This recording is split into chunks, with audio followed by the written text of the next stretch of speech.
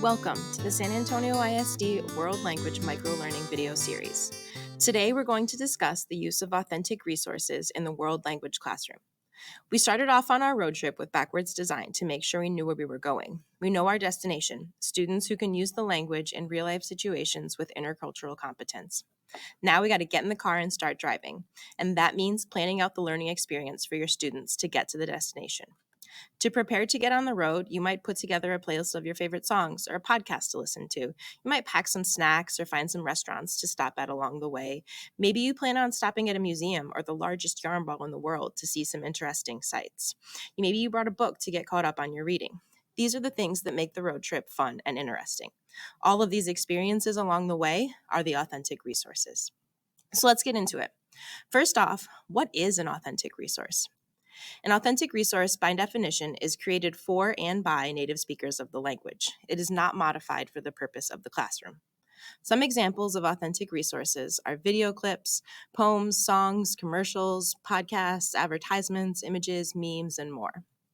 Why should we use authentic resources? Like making our road trip more interesting and fun, authentic resources show the real-world usage of the language by the people who use it every day. It helps us bring the culture and the language into the classroom. It shows the language used in context. I'm sure you're thinking, this sounds great, but where do I find these authentic resources?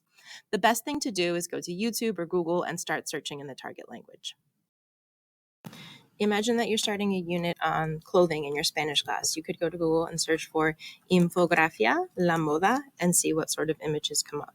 If you click on image search here, it gives you lots of different options that you could use in your classroom. Más allá de la moda circular, historia de la moda. So there's lots of options for you. All you need to do is take a minute and see if you can find something that would work for your students. So you found a really great authentic resource, but it looks really difficult. Should you even use it? What if students don't understand it? Then we adapt the task that we're asking them to do with the authentic resource to meet their level. If you're using a video, pause it and replay it and ask students to identify words or phrases or ask them what they understand.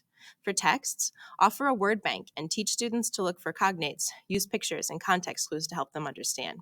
Students will need support in interpreting authentic resources, and you will provide it. One fun example of authentic resources is children's songs. You would think that middle and high school students would not want to listen to children's songs in class, but you couldn't be more wrong. Here's a testimonial from a student. She says, I enjoyed it, especially for Spanish 1, because it was simple enough where you didn't feel overwhelmed with a bunch of new words, but you could still learn. Also, it was easier for me personally to learn with songs because I could memorize the Spanish words and understand what it meant as a whole, which helped me with the individual words. Using authentic resources helps to bring the language and culture alive so that students can see how the speakers of the language use it regularly. We can adapt the task that we're asking of our students so that authentic resources can be accessible to even our novice level students.